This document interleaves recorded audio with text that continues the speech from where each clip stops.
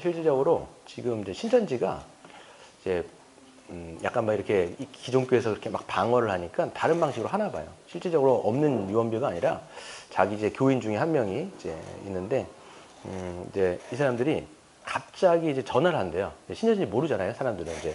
그러니까 이제 자기 지인들한테 전화를 하는 거예요. 갑자기 전화를. 오랜만에 전화가 오니까 뭐 같이 식사하자. 뭐 이런 식으로 하나 봐요. 그래갖고 만나는데 알고 보니까 얘가 신천지인 거예요. 그래서 이제 보건소 당국에서 전화 온 거예요. 그 사람이 신천지다. 확진자인지는 아닌지 모르겠는데 그런 방식으로 지금 막 이렇게 교회를 흔드는 사역들을 하나 봐요. 이게 아주 악한 거예요. 사회에 아주 그냥 어떻게 보면 암덩어리 같은 존재들인데 그런 방식으로 하니까 혹시라도 오랜만에 지인들이 전화 온다 그러면 가지 마시고 그냥 다 이렇게 여러분들도 지인들이 누가 신천지인지 사실 모르고 이 사람들은 드러내는 사람이 거의 없거든요. 그러니까 혹시라도 전화가 와서 그런 방식으로 한다 그러면 주의하시고 만나지 마시고 하시면 좋을 것 같아요. 오늘은 이제 교회 두 번째 사명인 이제 예배가 첫 번째 사명이었고요. 두 번째는 양육입니다. 우리가 예배를 이제 보면 교회의 3대 사명 뭘까요? 바로 예배, 그 다음에 양육, 선교 이렇게 얘기할 수 있습니다. 그래서 이 세 가지가 교회의 존재의 목적인 것이지요. 가장 중요한 게 뭘까요? 예배예요. 그래서 모든 건 예배로 귀결된다라고 말씀드렸습니다. 하나님을 사랑하는 것이 우리에게 이제 나오는 게 바로 예배를 통해서 드러나는 것이고요. 교회를 사랑하는 게 바로 지체 사랑이죠. 그러니까 교회를 사랑하는 게 양육이에요. 왜 사람들을 양육할까? 바로 예배하는 자로 세우기 위해서. 또 선교를 합니다. 선교와 전도는 동일하다고 말씀드렸어요. 그래서 우리가 잘못 알고 있는 것 중에서 국내에 이제 복음을 전하는 것을 이제 전도, 그리고 해외에서 복음을 전하는 것을 선교 이렇게 알고 있는데 그렇지 않습니다. 그냥 도를 전하는 거예요. 해외에서나 국내에서는 사실 도를 전하는 것은 선교이고 전도이고 다 섞어서도 괜찮은 겁니다. 그런데 선교는 결국은 하나님을 예배하지 못하는 그런 불신자들에게 복음을 증거함을 통해서 하나님을 예배하는 자리로 초대하는 것이기 때문에 결국은 모든 귀결이 다 예배로 귀결된다고 말씀을 드렸습니다. 그래서 지난 시간에 이제 예배에 대해서 잠깐 말씀드렸는데 쭉 얘기하다가 보니까 예배의 정의가 안 했던 것 같아요. 그러니까 왜 우리가 예배를 드려야 되느냐 이건 얘기했는데 예배란 뭐냐 이렇게 얘기하면 에베소서 1장 그 3절부터 쭉 14절까지 말씀을 보면 성부 하나님께서 우리에게 주신 복, 성자 예수님이 우리에게 주신 복, 성령 하나님이 우리에게 주신 복 이렇게 돼 있었죠. 성부 하나님은 어떤 복이었죠? 우리를 창세전 선택해서 아들들 되게 하셨다. 이게 선택하셨다라는 거예요. 성부 하나님은. 근데 아들들 되려면 하나님처럼 거룩하고 흠이 없어야 되잖아요. 근데 우린 죄인이란 말이에요. 그렇기 때문에 성자 예수님께서는 우리를 속량, 곧 죄사함의 은혜를 베풀어 주셨다. 이거였어요. 그래서 우리를 자녀들 되게 하셨고, 세 번째 성령 하나님.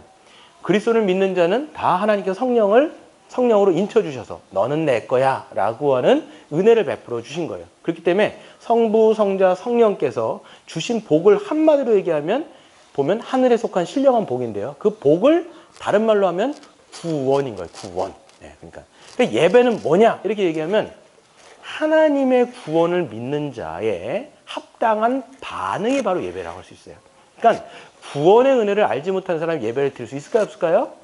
없어요. 그래서 하나님의 구원이 뭔지를 눈이 열려서 아는 사람이 예배를 드릴 수 있는 것이고 그 구원을 아는 자들의 무리를 뭐라고 얘기하느냐? 교회인 거예요. 성도 혹은 교회. 그렇기 때문에 교회만이 하나님을 예배할 수 있다. 이렇게 우리가 얘기할 수 있습니다. 그래서 예배의 정의는 그렇고요.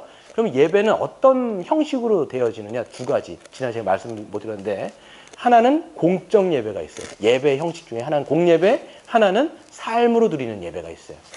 둘 다 중요합니다. 둘 다 중요한 거예요. 그런데 더 우리가 중요하다고 생각한 건 뭐냐면 공예배가 사실 중요합니다. 그래서 삶으로 드리는 예배, 월요일부터 토요일까지 쭉 삶으로 드리는 예배의 클라이막스, 절정으로 찍는 게 뭐냐? 바로 공적 예배인 거예요. 우리가 하나님을 믿는 무리들이 한 아버지께 나가 믿음으로 드리는 예배이기 때문에 이 공예배가 굉장히 중요하다라고 말할 수가 있습니다. 그래서 예배의 정의, 예배의 형태 이렇게 말씀을 드릴 수가 있겠네요. 오늘은 이제 두 번째 더 충만한 예배를 위한 양육. 한번 같이 읽겠습니다. 시작. 그가 어떤 사람은 사도로, 어떤 사람은 선지자로, 어떤 사람은 복음을 전한 자로, 어떤 사람은 이는 성도를 온전하게 하여 봉사일을 하게 하며 그리스도의 몸을 세우려 하심이라. 예, 여기까지. 그래서 어떤 사람은 사도, 선지자, 복음 전하는 자, 또 어떤 사람은 목사와 교사로 삼으셨어요. 근데 여기서 이제 에베소서 얘기하는 어떤 사람은 이 종류별로 나왔잖아요. 사도, 선지자, 복음 전하는 사람, 목사, 교사. 다 말씀을 전하는 그러니까 위치에 있는 사람들이에요. 예. 그러니까 말씀을 전하는 직분자들이라는 얘기죠. 지금은 근데 사도 없습니다. 선지자 없습니다. 지금 목사와 교사 이렇게 있겠죠. 근데 그런 사람을 하나님께서 두신 목적이 뭐냐? 이는 성도를 어떻게 한다고요? 온전하게 하여. 다른 번역에 보면 equip라고 돼 있어요. 그래서 준비하게 하며 성도들을 준비시키는 거야. 준비시켜서 뭘 준비시키느냐? 봉사의 일을 하게 하며, 봉사는 섬기는 사람으로 준비시킨다라는 거예요. 그렇죠? 그럼 말씀을 전하는 사람의 임무가 뭐냐면 성도들을 섬길 수 있는 사람으로 준비시키는 거예요. 그게 이제 저의 역할과 또 말씀의 사역자들의 역할인 거죠. 그래서 그리스도의 몸을 전체를 세우는 겁니다. 제가 이제 목회를 하면서 우리 이렇게 교회를 이제 목회하면서 정말 가장 중요한 거 시급한 게 뭐냐 이렇게 생각하면 일꾼 세우는 거예요. 지금 보니까 일꾼 세우는 거. 제가 이제 한 분씩 오시는 분들을 이제 처음에 양육을 하지 않습니까? 저만 하기가 어렵습니다. 그래서 말씀의 일꾼들을 곳곳에 세우는 거예요. 그래서 저가 좀 하고, 그 다음에 또 다른 리더들이 세워지고, 이제 이번 재직회 때 좀 얘기를 좀 드릴 건데, 저 한 다음에 또 부목사님도 하고, 그 다음에 말씀의 리더들이 세워져서 그 일들을 맡는 거예요.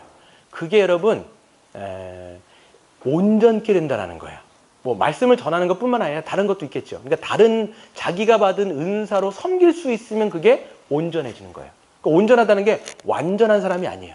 그렇죠? 온전하다는 건 어떤 사람이에요? 섬길 수 있는 사람이 온전한 거예요. 네, 이 얘기를 생각하셔야 돼요. 그래서 그리스도의 몸 전체가 세워지기 위한 겁니다. 그래서 13절에 보시면 우리가 다 하나님의 아들을 믿는 것과 아는 일에 하나가 되어 온전한 사람을 이루어 그리스도의 장성한 분량이 충만한 데까지 이르리니 그랬어요. 그리스도의 몸이 어디까지 자라야 되냐면 예수님을 믿는 것과 아는 것에 다 어떻게 돼야 돼요? 하나가 돼야 돼요. 이게 중요합니다. 그러니까 모든 성도는 하나님의 말씀을 먹고 마심을 통해서 믿는 것과 아는 것에 같이 자라가야 돼요. 그래서 제가 늘 말씀드리는 게 뭐냐면 한 사람도 빠지지 않고 말씀이 베풀어지는 데에 참석하라는 거죠. 그래서 만약에 수요일날 참석 못했어요? 그럼 금요일날. 금요일날 못했어요? 주일 오후 끝나고. 그래서 전체가 똑같은 말씀을 같이 듣는 것이 굉장히 중요한 것이라고 생각할 수가 있습니다. 그래서 우리의 목표는 뭐냐? 그리스도의 장성한 분량까지 충만한 데까지 이르는 거예요. 이게 우리의 목표예요. 여러분 키 어디까지 커야 될까요? 계속 자라가야 돼요. 계속 자라는 거예요.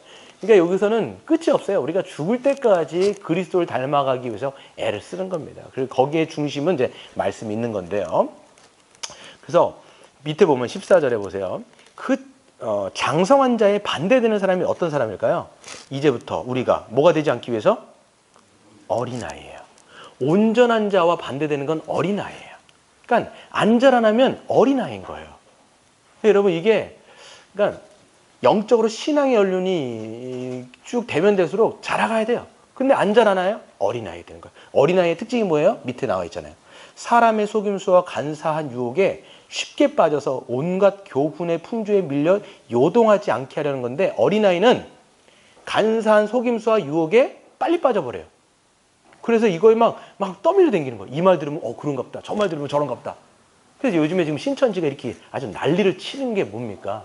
기존 교회가 이렇게 막 맥을 못 추는 게 뭐냐면 잘 모르는 거예요. 사실 모르는 거예요. 그래서 이 말 들으면 그런갑다 하고 그냥 신천지 훅 들어가 버려요. 그래서 신천지가 몇 만이라고요? 엄청나게 많아요. 저는 이렇게 신천지가 많은지 몰랐어요. 이게 아주 음지에서 이것들이 아주 그냥 개떼같이 뭉쳐 있어가지고 있는지 몰랐는데 이렇게 그냥 고구마 줄거리처럼 막 그냥 딸려 들어오는데 이렇게 많구나. 이제 깜짝 놀랐어요. 이게 기존 교회가 이게 좀 경각심을 가져야 될 것 같아요. 이거 아주 그냥 걔네들 논리가요 굉장히 허접합니다. 사실 말해서 아주 허접해요. 그런데 거기에 막 빠져드는 거 보면 이게 그 정도로 어떻게 보면 한국 교회가 무장이 안 돼 있는 거예요. 딱 들었을 때 이거는 이거 아닌데 딱 바로 알 수 있거든요. 사실 딱 들어보면요. 이 사람들이 12주 안에 쇼부를 봐버려요. 그러니까 지금 보면 저번에 이재명 시장이 아주 잘했더라고 보니까 그냥 딱 들어가고 이걸 해버렸잖아요. 얘네는 교리적으로 거짓말이 용인돼 있어요. 자기네들이 진리라고 믿기 때문에 자기네들의 진리를 포교하는 데 있어서는 거짓말도 상관없다가 교리로 되어 있어요. 그렇기 때문에 그렇게 거짓말을 해도 양심의 거리낌이 아무것도 없는 거예요. 교리적으로 되니까 그게. 그러니까 저렇게 거짓말을 치는 거예요. 그러니까 정부에다가도 이렇게 사실 뭐 넘긴다 안 넘긴다 사실 이재명 시장이 딱 보고 이재명 시장이 사실 여기 분당 우리 교회 성도예요 그분이. 그러니까 딱 보니까 안 맞거든요. 원래 갖고 있는 거랑. 그러니까 이게 그냥 들어간 거예요 그냥 하면서. 이 사람들은 거짓말 밥 먹듯 하고 실질적으로 지금 뭐 교회 자리라고 하지만 교회가 아닌 숨어 있는 자리도 많잖아요. 뭐 복음 카페라든지 무슨 뭐 이렇게 하면서 아주 음지 안으로 들어가 있어요. 그래서 12주 안에 공부를 시켜요, 이 사람들이. 그리고 12주 안에 끝장내버려요. 거기서 12주를 더 들어간다? 그러면 나오기가 어렵습니다. 나오기가 어려워요. 실제적으로 한 번 들어간 사람은요, 가정이 파괴돼요. 아예.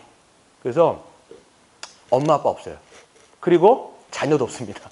제가 아는 분, 제 아내, 언니의 부모가 신천지에 들어갔는데, 원래 권사님이셨어요, 이분이. 근데 신천지에 들어가갖고 안 나와요. 이제 자기 딸이 그렇게 막 하소연을 해도 안 나와요. 그 정도로 미치면요, 약이 없어요, 이게 사실. 그리고 실제적으로 2단에 한번 들어갔다가 회복되려면 이게 굉장히 어려워요. 한 번 들었던 게 이 딱지가 앉아가지고 고착이 되면 이걸 씻어내려는 게 너무 어렵습니다. 실제적으로 나온 분들 있잖아요. 그런 나온 사람들만 사역을 하시는, 특수사역 하시는 분들이 있어요. 얘기를 들어보면요, 물이 진짜 안 빠진대요. 너무 그게 세게 들어와가지고 이 머리를 딱 장하고 있기 때문에 나와도 그런 패러다임으로 자꾸만 모든 걸 생각한다라는 거예요. 한 번 사람의 이 패러다임이 바뀌어버리면 그 틀 안에서 움직이게 되는 거예요. 이게 굉장히 어려운 거예요. 그러니까 이런 속임수에 빠지면 안 되는 거죠. 그러니까 이게 여러분들은 말씀으로 탁 무장해야 돼요. 어떤 게 전통적인 교리인지 탁탁 알면요, 이런 것들은 왔을 때 그냥 꺼지라고 얘기하면 돼요. 다 꺼지라면 돼요. 우리가 분별할 수 있어야겠죠. 그래서 오직 사랑 안에서 참된 것을 하여 범사에 그 얘기까지 잘할지라. 그는 머리니 곧 그리스도라. 그에게서 온몸이 각 마디를 통하여서 도움을 받음으로 연결되고 결합함으로 각 지체의 분량대로 역사하여 그 몸을 자라나게 하여 사랑 안에서 스스로 세우는 일. 이게 중요한 건데요. 교회가 자라나는 영적인 원리는 스스로 세워지는 거예요. 그러니까 머리 대신 그리스도께서 교회 안에 세우신 목사와 장로, 즉 가르치는 직분들을 통해서 말씀이 증거가 되어지면 각각의 지체들이 그 말씀을 통해서 스스로 자라나는 거예요. 그래서 나중에 뒤에 얘기하겠지만 자라나는데 또 영향을 줘갖고 또 같이 자라나고, 그래서 그리스도의 몸 전체가 세워지는 것이 바로 교회의 영적 성장의 원리예요. 그러니까 여러분, 신앙생활을요, 개인적으로 할 땐 절대로 여러분 자라갈 수가 없어요. 개인 생활은 절대로 영적인 성장을 할 수가 없습니다. 왜? 다 연결되어 있는데 자기 혼자 어떻게 빠져나가서 어떻게 성장을 하겠냐고요. 이게 성경적인 원리는 이 교회가 교회로서 함께 자라갈 때 함께 자라가는 원리가 분명히 있다는 걸 우리가 알 수가 있겠죠. 첫 번째 한번 읽어보겠습니다. 시작. 교회의 두 번째 사명은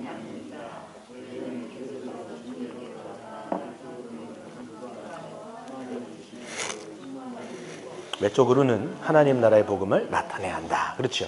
그래서 양육인데, 양육이란 게 뭐냐? 내적으로는 하나님이 주신 복을 충만히 누려야 돼요. 그러니까 여기 교회에서 이 복을 누리셔야 돼요. 성령의 복을 충만히 누리셔야 돼요. 그리고 외적으로는 여러분을 통해서 하나님이 증거되어지는 거예요. 그러니까 여러분 잘한다고 했을 때 계속 자라나는 특징이 뭐냐면 이 하나님의 복음의 말씀을 통해서 내적으로 자꾸만 이걸 누리셔야 돼요. 야, 이게 복음이구나. 이게 기쁜 소식이네. 너무 좋다. 이걸 누릴 뿐만 아니라 이게 충만히 차게 되면 어떻게 되면 흘러 넘치는 거예요, 이게. 그래서 복음을 전하십시오가 얘기가 아니라 여러분이 실질적으로 믿어버리면 내적으로 충만하면 그게 흘러나오게 돼 있어요. 입술로. 여러분 삶으로 드러나는 거죠. 이게 여러분 양육하는 것에 아주 중요한 특징입니다. 그래서 밑에 보세요. 하나님은 교회가 자라가기를 원하세요. 양육받기를 원하십니다. 그래서 하나님은 여러분을 태어나게도 하실 뿐만 아니라, 사람은 여러분 아이가 태어나면 자라가야 되잖아요. 하나님도 마찬가지예요. 여러분을 생명으로 잉태하셨을 뿐만 아니라 여러분이 계속 자라가기를 원하세요. 자라나지 않으면 부모의 마음이 아프거든요. 똑같습니다. 그래서 양육은 하나님의 아들이신 주 예수 그리스도께 이르는 겁니다. 그분에게로 이르는 거예요. 그래서 여러분의 인격과 여러분의 삶이 그리스도를 점점 닮아가서 그리스도에게까지 자라가는 것이 양육의 목적인 것이죠. 그래서 항상 교회는 그리스도에게로 자라가기 위해서 애를 쓰셔야 돼요. 이게 우리의 목표예요. 그래서 교회의 성장은요, 이 양적인 성장이 먼저가 아니에요. 사람만 많으면 그게 성장이 아니라고요. 있는 성도, 그러니까 교회 안에 있는 성도들이 영적으로 자라나가지고 어린아이가 없어야 돼요. 다 영적인 청년, 영적인 부모 이렇게 하고 계속 자라는 거예요. 그러면 우리의 내적인 내구성이 강해지면요, 외부에서 와더라도 그 사람이 정착을 하게 되는 거예요. 왜? 여기서 그리스도를 보게 되거든요. 그들이 하는 입술의 말을 통해서 복음을 들어요. 또 그들의 삶의 모양을 통해서 복음을 봐요. 그러면 새로운 사람들도 그냥 보면서 아, 이게 복음이구나, 이게 교회구나, 이걸 그냥 눈으로 보고 귀로 들으면서 알게 되는 거예요. 네, 그렇죠? 그래서 교회의 영적 성장은 먼저는 질적 성장이 정말 중요합니다. 그래야 양적 성장이 따라오는 거예요. 그거 보세요. 사도행전 초대교회 보세요. 어떻게 됩니까? 하나님의 말씀이 흥황하여 하나님이 그 제자의 수를 더하시니라. 이렇게 돼 있어요. 뭐가 먼저예요? 제자의 수가 그러니까 하나님의 말씀이 흥황하여 이걸 충만해졌을 때 외적으로 하나님이 붙여주시는 거예요. 저는 이거 항상 할 때마다 뭐가 생각나냐면 차를 비유가 생각나요. 여러분 이게 모래라고 생각해 보세요. 모래라고 생각해서 모래는 이제 다 흩어진단 말이에요. 거기서 뭔가를 붙이려고 해도 붙어요, 안 붙어요? 안 붙어요. 근데 이게 진흙으로 착착 붙어가지고 이게 내구적으로 이게 동그란 여러분 진흙을 탁 만들었다고 생각해 보세요. 거기다가 진흙을 붙이는 건 쉬워요, 안 어려워요? 그땐 쉬운 거예요. 탁탁 붙는 거예요. 이게 내구적 원리입니다, 여러분. 교회가 이와 똑같습니다. 두 번째, 그래서 예수 그리스도께까지 자라가는 양육은 다음에 두 가지 특징이 있는데요. 먼저는 거룩함과 충만함입니다. 첫 번째 한번 읽어볼까요? 시작. 예수 그리스도에게까지 자라가는 양육은 그리스도처럼 거룩해지는 것이다. 하나님이 원하시는 거룩은 예수 그리스도가 아버지께 완전히 순종하심으로 이루신 모습이다. 교회는 예수 그리스도의 형상을 본받아 닮아야 한다. 그랬어요. 그래서 거룩함이라고 얘기하는 것은 뭐냐면 종교적인 행위가 아니에요. 그냥 겉으로 드러나는 것이 아니라 예수님이 하나님 아버지께로 순종했던 것처럼 그렇게 순종하는 모습 자체가 거룩인 것이고, 그 모습이 뭐예요? 결국은 사랑과 희생을 통해서 이 거룩함이 드러나는 거예요. 제가 말씀드렸죠? 거룩은 예수님을 얼마나 닮아 있는가요? 예수님은 뭐 하셨어요? 그냥 죽기까지 순종하신 거고 죽기까지 사랑하신 거예요. 그러니까 그 사랑과 그 헌신에 우리가 얼마나 가까이 가 있느냐가 여러분이 얼마큼 지금 거룩해지고 있는지의 시금석이라고 보셔도 되겠습니다. 넘어가겠습니다. 그래서 로마서 8장이 되게 중요한 구절인데요. 로마서에서 여러분 가장 중요한 장, 물론 로마서가 16장으로 되어 있는데 가장 중요한 장 한 장을 뽑아라? 8장이에요. 8장에서도 모든 것 다 버리고 한 절만 뽑아라 그러면 이제 한 절이 아니네요. 28절부터 30절까지인데 밑에 보세요. 제가 읽어볼게요. 29절에 보시면 하나님이 미리 아신 자들을 또한 그 아들의 형상을 본받게 하기 위해서 미리 정하셨으니, 그러니까 미리 아신 자들은 누구예요? 성도를 얘기하는 거예요. 또한 근데 왜 그렇게 한 거예요? 그 아들의 형상, 누구예요? 아들의 형상. 예수님의 형상을 본받게 하기 위해서 우리를 미리 어떻게 하셨어요? 정하셨으니 이는 그런 많은 형제 중에서 맏아들이 되게 하려 하심이라. 보세요. 우리를 또 미리 정하신 그들을 또한 어떻게 하셨어요? 부르신 그들을 또한 어떻게 하셨어요? 의롭다 하시고 의롭다 하신 그들을 또한 어떻게 하셨어요? 영화롭게 하셨느니라. 여기서 보세요. 우리의 구원의 서정이 여기 다 나와 있습니다. 처음에 보시면 미리 정하신 자들을 또한 어떻게 한 거예요? 부르신 거예요. 부르신 자들을 어떻게 하셨어요? 의롭다 하시고. 의롭다 하신 게 뭐예요? 칭의. 그 다음에 그 의롭다 하신 자들을 결국은 영화롭게 하시기 위해서. 근데 여러분, 칭의와 그 영화 사이에 뭐가 있어야 돼요? 성화가 있어야 돼요. 이게 거룩함이거든요. 하나님이 여러분을 의롭게 하신 거예요.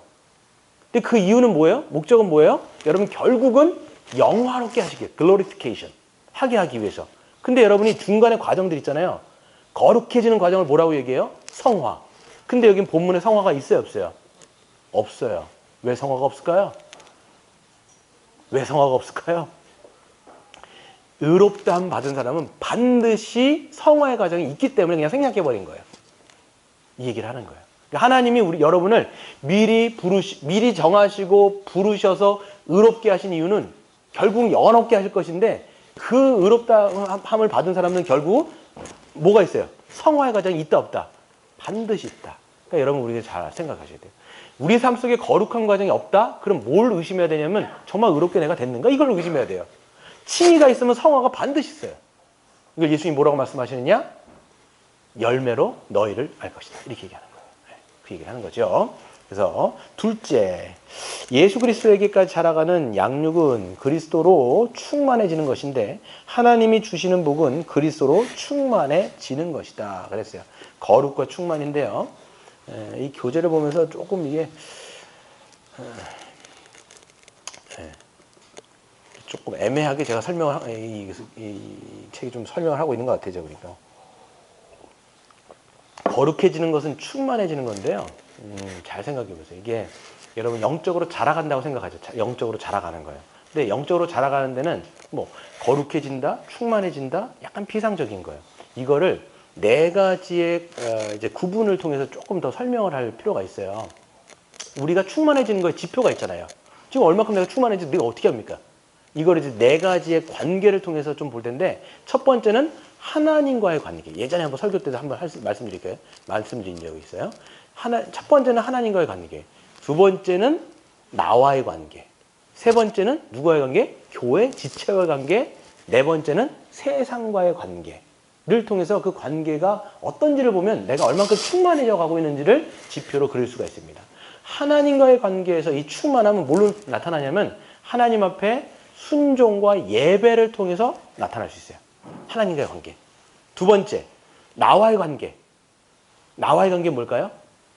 내가 자기를 얼만큼 부인하며 그러니까 옛사람을 벗어버리고 얼만큼 새 사람으로 가고 있느냐.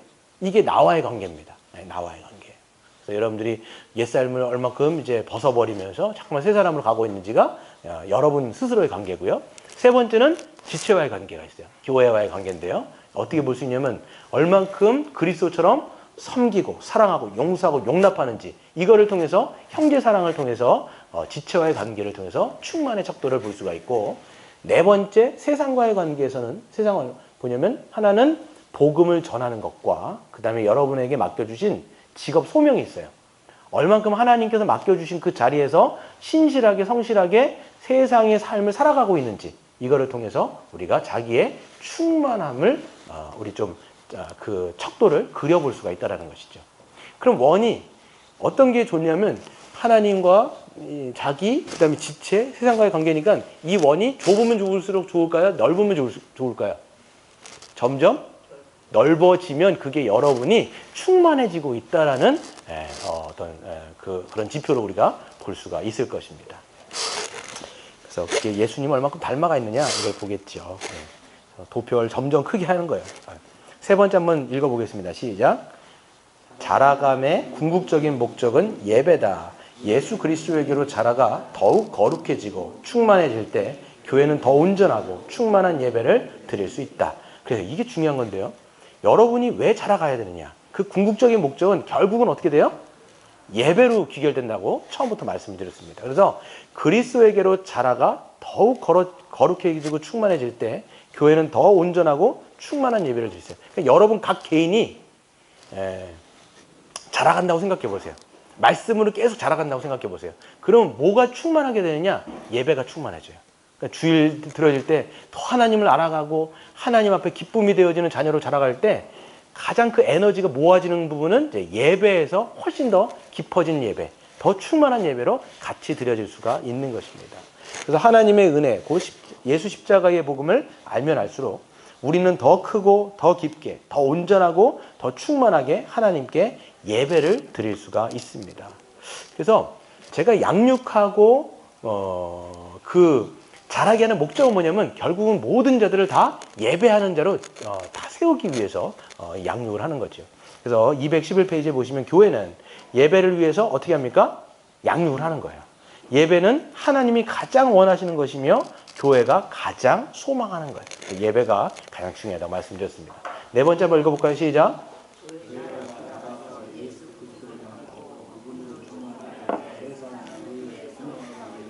그쵸. 그래서 진짜 중요한 건 뭐냐면 교회가 자라가는 거예요. 교회 전체가 양육되어지고 자라가요. 그러면 예수 그리스도를 어떻게 될까요? 닮아가겠죠? 또 그분으로 인해서 충만해질 겁니다.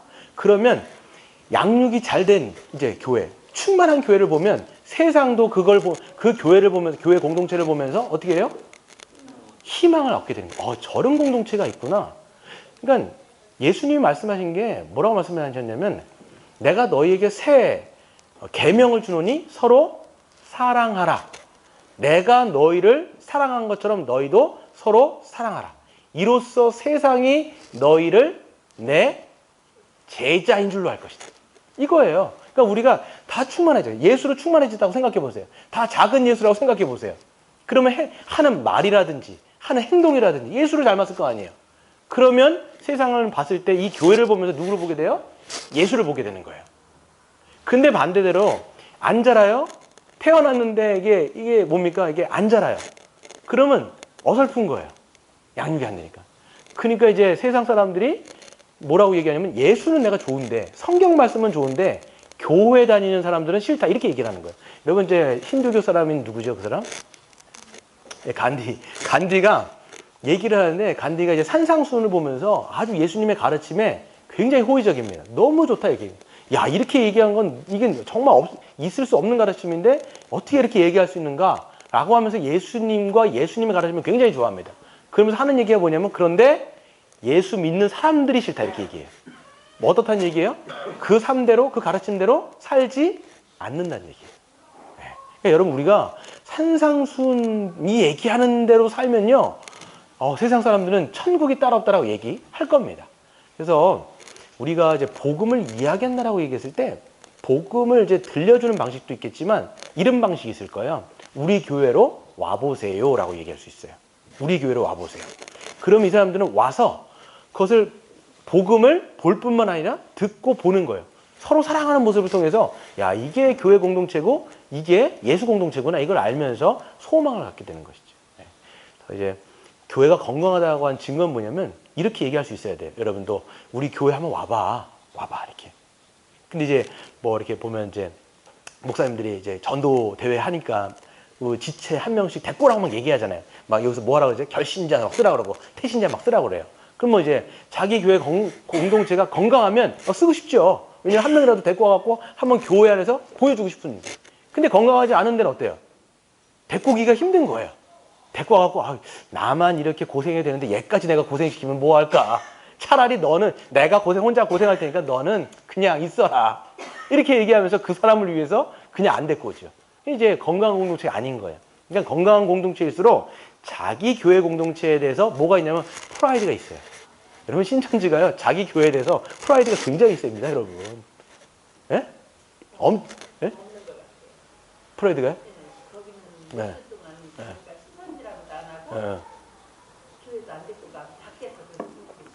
네. 근데 결국 이제 데리고 가잖아요. 넘어갔을 때. 그러니까요. 그러니까 이제 자기 교회 한번 데리고 오려고 하는 거예요 지금.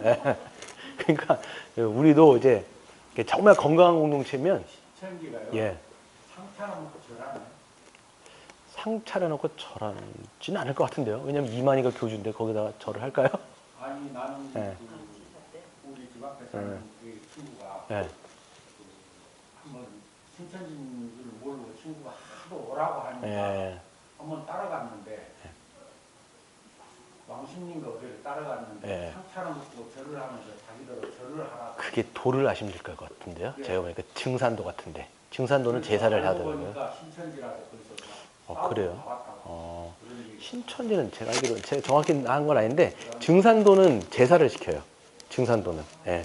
그래서 뭐 조상에다가 뭐 제사를 드려야 뭐 한다 뭐 이런 방식으로 증산도를 하더라고요. 그래서 보면 저기 수원역 같은 데 보면 이제 도를 아십니까? 이렇게 하면서 전하는 사람도 있어요.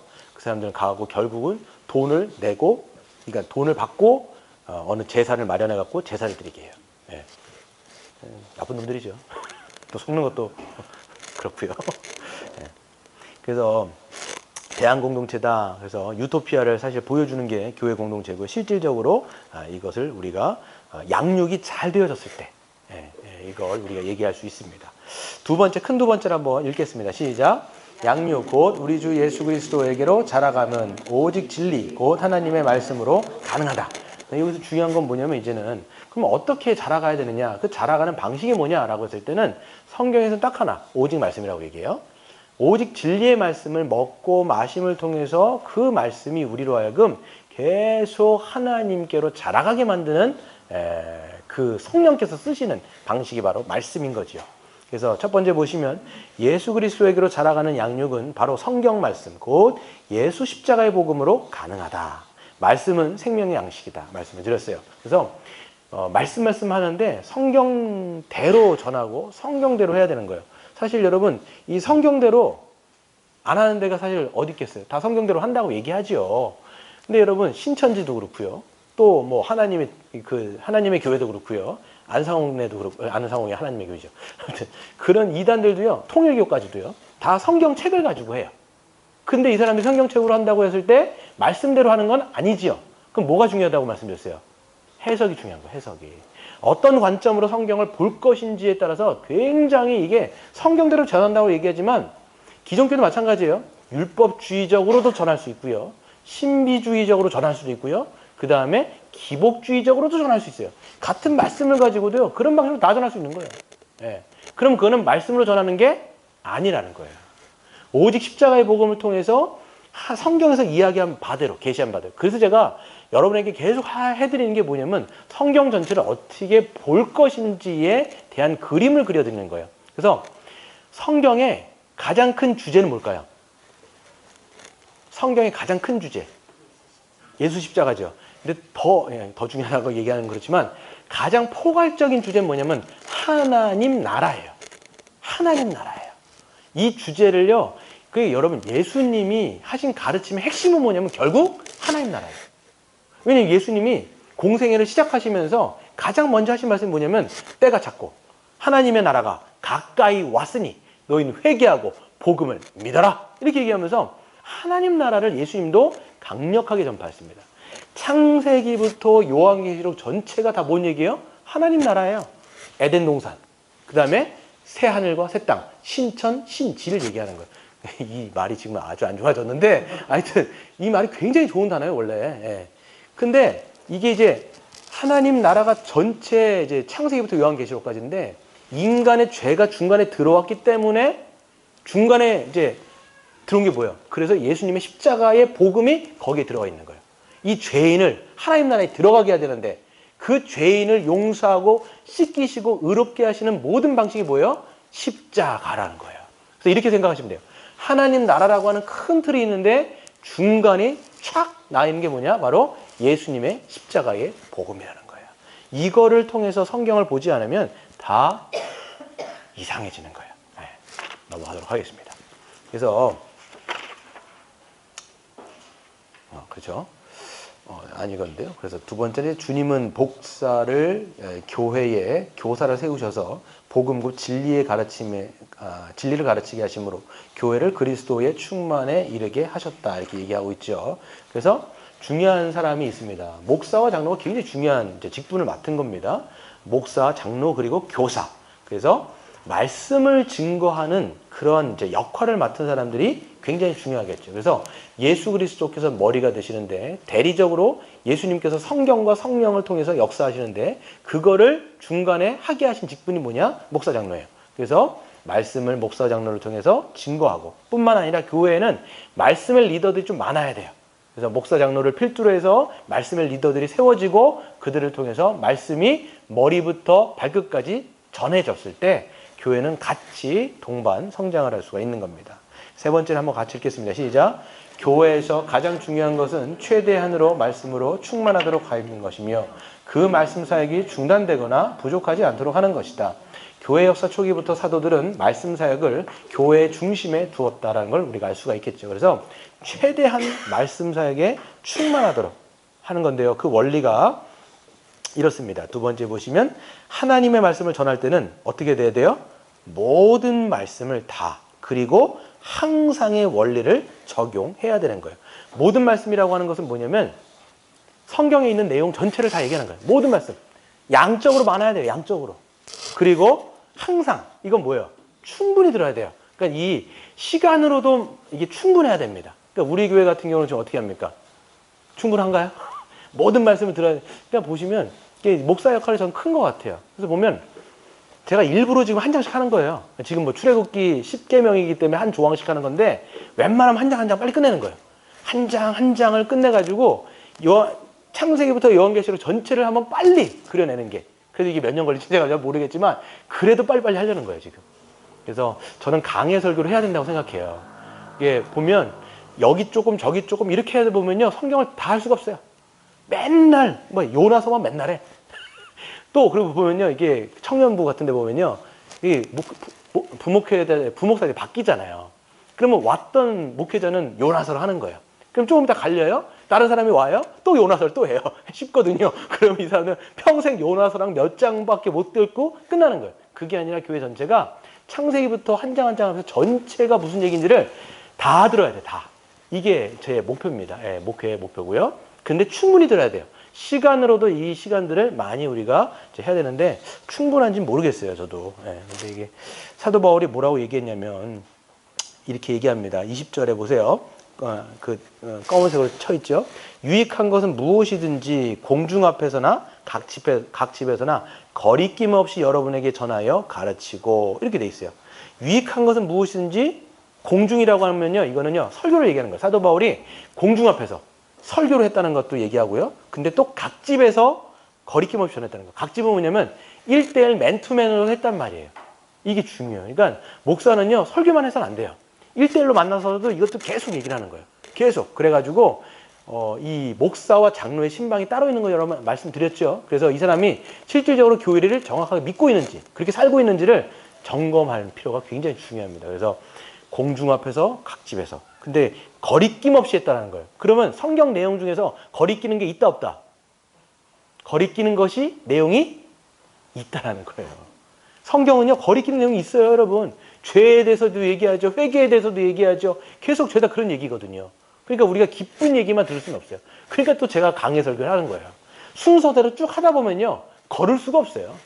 우리 군 윤거사님 그때 아유 7계명 간음하면서 힘들으셨겠네요. 그러고 얘기했는데 그래요. 약간 뭐 부끄러운 부분들이 있는데 근데 넘어갈 수가 없는 거예요. 왜? 하나님 말씀이기 때문에 이거는 유익한 거예요. 다 유익한 거예요. 그렇기 때문에 이거를 넘어갈 수가 없어요. 그러니까 모든 것을 다 그 말씀에 들어가가지고 연구해서 목회자는 그 하나님의 말씀을 가감없이 빼지도 말아야 돼요. 덧붙이지도 말아야 돼요.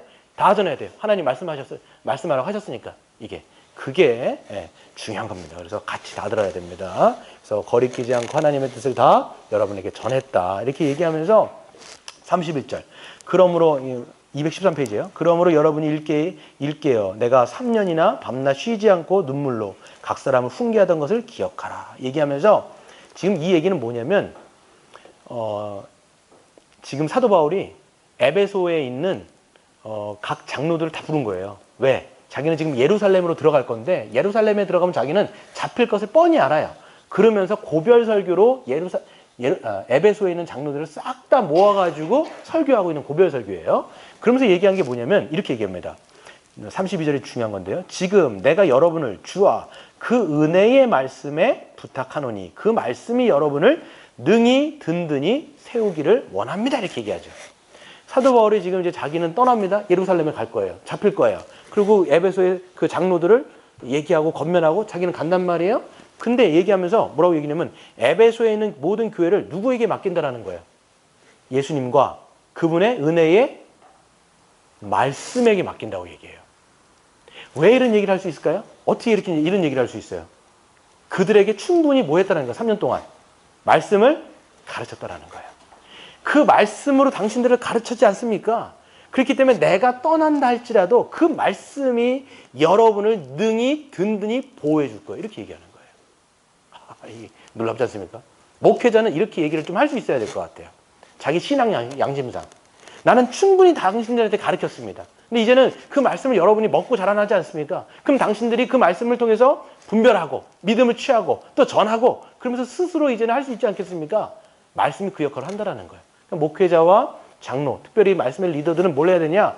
교회에게 이렇게 만약에 뭐 저도 언젠가 떠날 수 있잖아요. 떠날 때 뭐라고 얘기합니까? 말씀에게 여러분들을 맡깁니다. 이렇게 떠나고 얘기하는 거는요, 진짜 잘한 목회자죠. 자기는 쥐뿔 가르쳐놓은 것도 없으면서 말씀에다 맡깁니다. 그럼 딱 성도들은 뭘 가르쳤는데? 이렇게 생각하면 이제는 이제 땡인 거예요, 땡. 충분히 가르쳐 놨을 때 이런 얘기도 사실적으로 신앙 양심상 할 수가 있는 거죠. 박스를 보시면 말씀의 양과 질이라고 하는 두 가지 측면에 있어서 모든 원리 그리고 가르침의 빈도와 횟수라는 측면에서 항상이라는 원리가 목사와 교회에서 말씀을 어떻게 전해야 할지를 다시 생각하게 한다. 그랬을 때 충분히 전했을 때 비로소 말씀에 맡긴다라고 말할 수가 있는 것입니다. 그래서 밑에 보시면 목사의 위임을 받은 교사들, 특별히 이제 말씀의 리더들은 맡은 바 사명을 충성스럽게 감당해야 됩니다.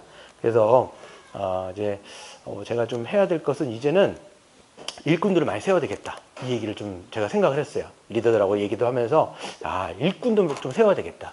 이제 제가 정의원이 지금 그냥 전 직감이에요. 이건 그냥 직감이고 아무 근거 없어요. 아무 근거 없는데 정의원이 4월 11일에 1차적으로 세워지게 되어지면 어떤 면에 있어서는 이제 이게 진흙을 토닥토닥 해놓은 것 같아요. 그러면 그냥 하나님께서 사람들을 조금씩 붙여주실 거락은 그냥 막연한 직감. 뭐라고요? 근거 없어요. 그냥 그런 생각이 들어요. 그러면 뭘 준비해야 되느냐? 일꾼 세워놔야 되는 거예요, 저는. 일꾼을 빨리빨리 세워가지고 저와 똑같이 이야기할 수 있는 역량들을 가진 사람들을 세워놓고 저와 함께 필드에서 뛰면서 사람들을 가르치면서 그렇게 하는 거죠. 그게 목회자의, 그러니까 교회는요, 가장 중요한 인프라가 뭐냐? 사람이에요, 사람. 제일 중요한 게 누구냐? 사람이에요. 그냥 목회에 이 사람이 목회를 잘했냐 못했냐는 얼마만큼 사람을 세웠느냐에 따라 달려 있어요. 지금 에베소 이제 이 사도 바울 갔잖아요. 진짜 잘한 목회자는 뭐냐면 그 리더가 떠나고 없다 할지라도 또 다른 리더가 그 사람의 어떤 것을 바톤 터치를 받아서 똑같이 하면 그거는 목회 잘한 거예요. 목회 잘한 거예요. 근데 목회를 못한 건 뭐냐면 이 사람이 떠났어요. 우르르 무너지면 목회 못한 거예요. 그렇잖아요. 리더 안 세운 거거든요. 그만큼 사람 안 세운 거예요. 그러다 보니까 이 사람이 떠났을 때 확 주저앉아 버리는 거죠. 그럼 뭘 해야 되겠습니까? 여러분들 뭘 같이 저하고 해야 되겠어요? 일꾼을 자꾸만 세워야 돼요. 일꾼을. 그래서 복음에 충만한 사람들로 여러분도 자라나시고 또 다른 사람들이 왔을 때 그런 사람들을 여러분이 뭘 하셔야 되느냐? 양육할 수 있는 역량. 이게 정말 중요한 거예요. 양육할 수 있는 역량. 그래서 제가 보면요. 개척교회를 하다 보면 이런 일들이 거의 비일비재해요. 초반에 개척 멤버들이 있어요. 개척교회 멤버들. 사람들이 초반에 많이 안 되기 때문에 목회자들이 1대1로 막 하면서 사랑을 줍니다. 근데 사람들이 또 와요. 또 계속 와요. 그럼 목회자는 누구에게 관심을 가질까요? 새로 온 사람들에 관심을 가져요. 그러면 기존 있는 성도들이 어떤 마음을 가져요? 왜 목사님 나한테는 사랑을 안 해줄까? 이런 공허하고 헛헛한 마음을 가질 수가 있단 말이에요. 그럴 때 목회자는 어떻게 해야 되느냐? 다른 사람들이 왔을 때 그러니까 사랑을 받으려고만 하는 것이 아니라 줄 수 있는 사람이 된다면 마음에 헛헛함이 있을까 없을까요? 없어요. 왜냐하면 자기가 이제는 사랑을 줄 수 있는 사람은 바뀌는 거거든요. 계속 그렇기 때문에 교회 안에는 뭐가 있어야 되면 영적인 부모가 있어야 되고 영적인 청년이 있어야 되고 영적인 어린아이가 있어요. 이 세 그룹이 전체가 다 골고루 있어야 할 때 목회자 한 사람이 다 하는 게 아니에요. 같이 다 성장하는 거예요. 이런 일들을 하게 되는 것이죠. 그래서 우리가 리더를 잘 세워야 되겠다 이런 생각을 하고요. 네 번째, 같이 읽어볼까요? 시작. 한 지역교회에 속한 모든 성도가 함께 한 말씀을 배워 믿음으로 순종할 때 온 교회가 그리스도에게로 힘차게 자라갈 수 있다. 그렇죠. 그래서 모든 성도가 함께 한 말씀을 배워 믿음으로 순종하는 거예요. 목회자가 거기에는 목사와 장로가 거기에서는 본이 돼야 되겠죠. 이게 믿음으로 순종하는 거구나. 이거네. 이걸 보면서 전체가 함께 힘차게 자라갈 수가 있는 것입니다. 넘어가시면 그래서 모든 성도는 다 하나님의 아들을 즉 예수 그리스도를 믿는 것과 아는 일에 하나가 되어야 하는 것이지요. 그래서 박스 한번 같이 읽어볼까요? 시작.